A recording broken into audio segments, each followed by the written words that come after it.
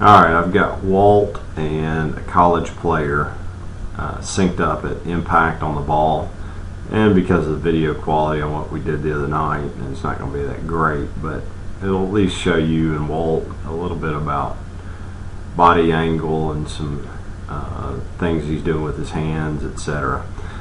So the first thing we want to do is show that, and this kid is a very good college player, at least from swing mechanics and all that, and he's really got what I'm looking for as far as the ideal body placement. From the front foot here, we can draw a line all the way up through his head. The backside again is pretty much parallel. His head is behind the front knee there. We've got a good angle.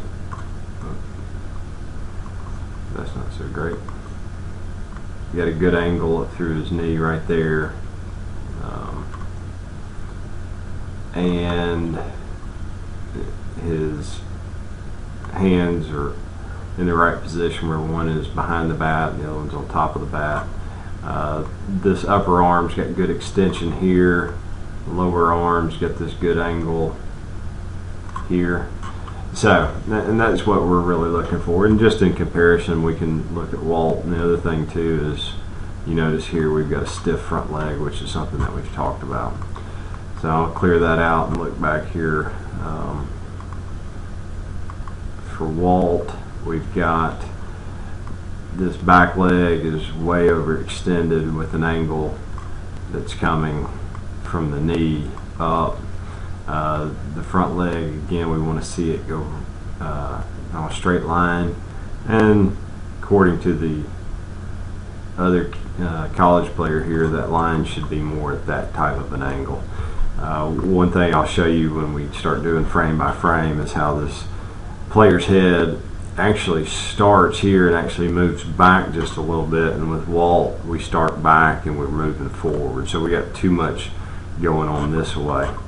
So let me clear these lines out here, and what I'll do is I'll back it up frame by frame. So this is that contact point, and as we back up a frame here, we can start to see some of the things that are taking Walt off of balance and moving ahead. So let's go back one. This is really where I start to see the difference between the two swings. One is Walt's got such a tremendously long stride here, and the back knee has not turned on Walt at the same point. Let's go back forward just a second, closer to impact. Right there, back up one. We see here that this guy's made a full rotation. His hands are in front of the barrel of the bat. The elbow is trailing behind the knob, and all of his power is back here behind the bat. The ball is coming into him, and he is just turning on a dime here and allowing that all of his power to be back behind the bat. As Walt is reaching forward to go get the ball, and instead we got to teach Walt how to let the ball come into him and turn on it and hit it that way. So if we back up again, let's start back at the beginning.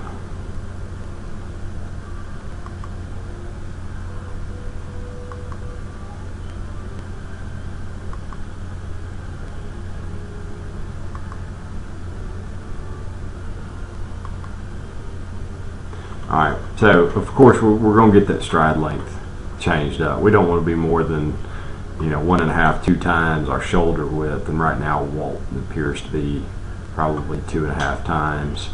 And I'm seeing that on a lot of the kids, is they're getting too far out, which makes them have to move side to side or else forward to the pitcher to be able to start that rotation, and instead we want to stay back here.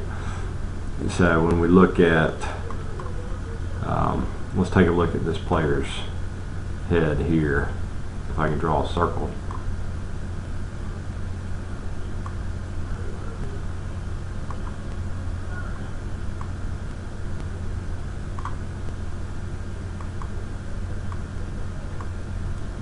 I don't know how to draw a circle. But anyhow, the line will kind of represent the head placement. I will put a line here on Walt as well. So, as we start the swing, if you'll notice the first motion that this kid makes here, college player, go forward, is the back shoulder starts to go down.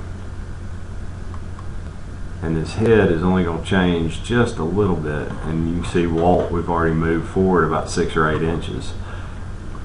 Go forward another frame, and this is where I'm talking about the back side starts to go towards here, and the knob is going to, you'll see it take a path through here.